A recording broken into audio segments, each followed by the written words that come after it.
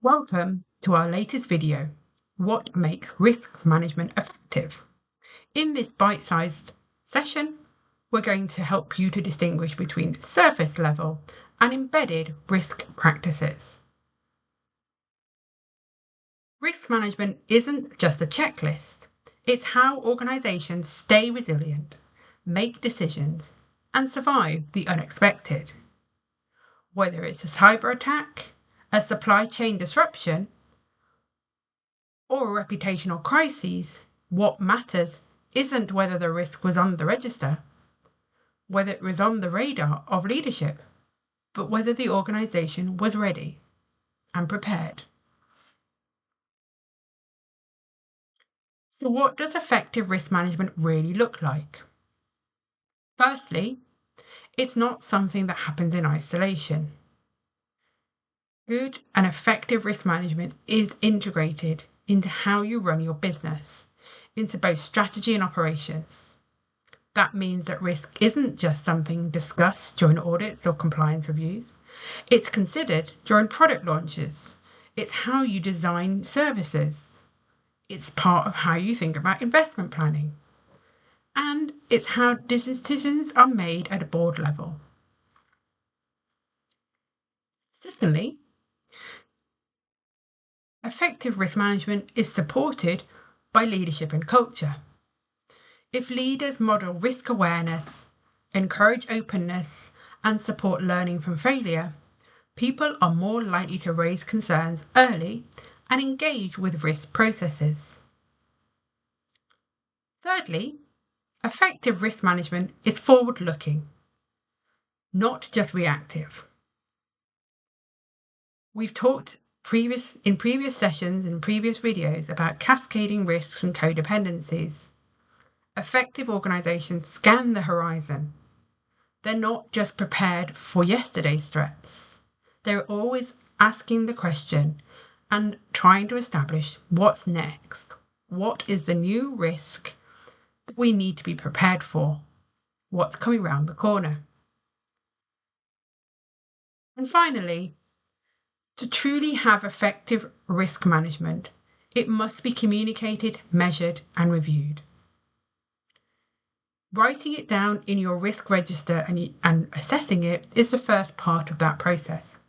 But if you then put it in a drawer and never look at it again, or you just update it once a quarter when the risk committee asks or when leadership asks for something, you're not effectively managing risk. Risks need to be kept alive.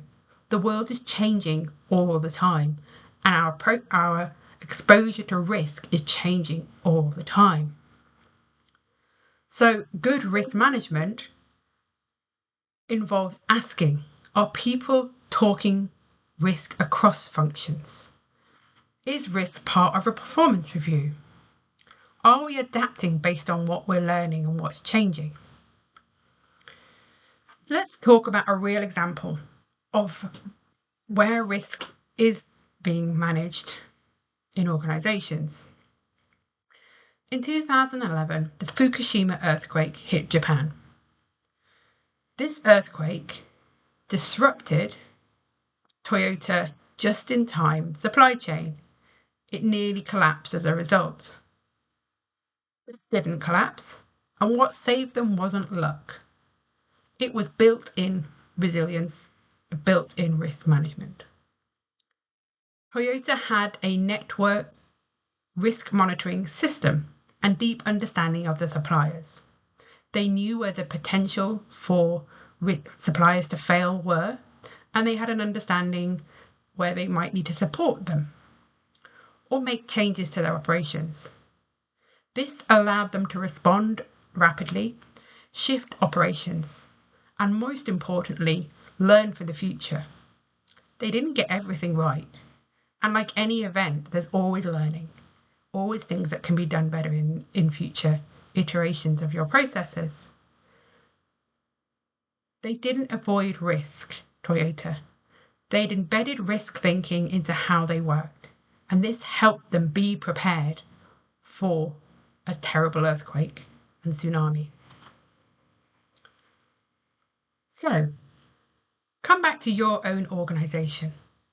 Where does risk currently live?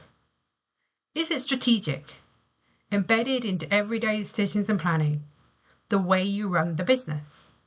Or is it procedural, something that you've written down, maybe a few years ago, maybe this year, if we're lucky, but it's only pulled out during inspections or after something's gone really badly wrong, because you're not managing risk, you're not monitoring it in an ongoing basis. The approach you currently take tells us a lot about your organisation's current resilience to disruption. And in a world where disruption is inevitable, we need to be better at managing risk and preparing for disruption. In the next session, we're going to look at what causes risk management to fail and how you can spot red flags early.